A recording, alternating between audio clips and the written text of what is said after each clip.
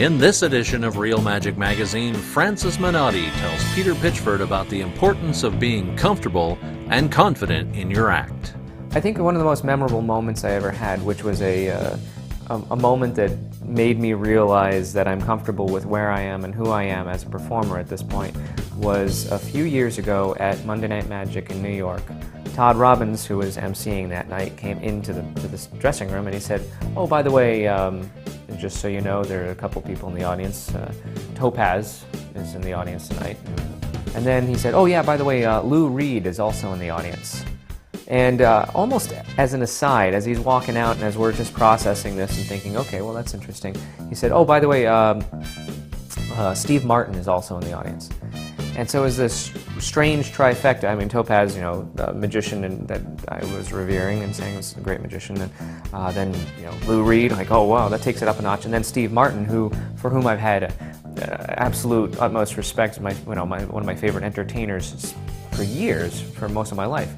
And it was funny because at that moment I said, okay, am I nervous? I really had to sit down and kind of just go into myself, whatever that means. I was just thinking, oh my God, am I nervous? And I realized after thinking about it, no, I'm not nervous. Because basically I'm going to do my act, and the act is as good as it is.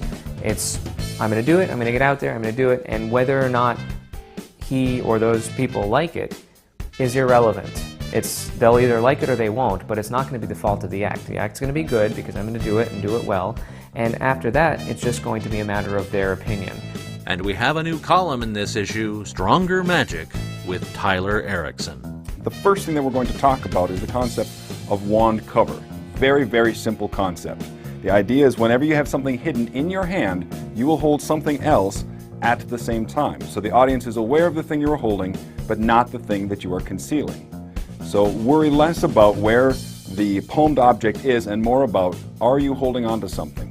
Because the truth of it is, as soon as you lose your wand cover, the hand that has something will never look as good as the hand that has nothing. If you're trying to portray your hand as empty, it becomes much, much easier to do so in a convincing fashion as long as you have something in your hand. Also in issue 40, Kainoa Harbottle discusses the growth of magical thought. Christian Painter tears up some cards to good effect. Bill Wish shares Slidini's open and shut vanish. And Doc and Cosmo discuss finding the little bits of gold that add humor to your act. Yeah, I used to have this thing at the tower, you know. I always had a backup bartender work with me, you know, and I'm doing the thing. Suddenly somebody would say something like, oh boy, the whole crowd went nuts. They go, write that down, will you? You know, everybody laughed just like you laughed.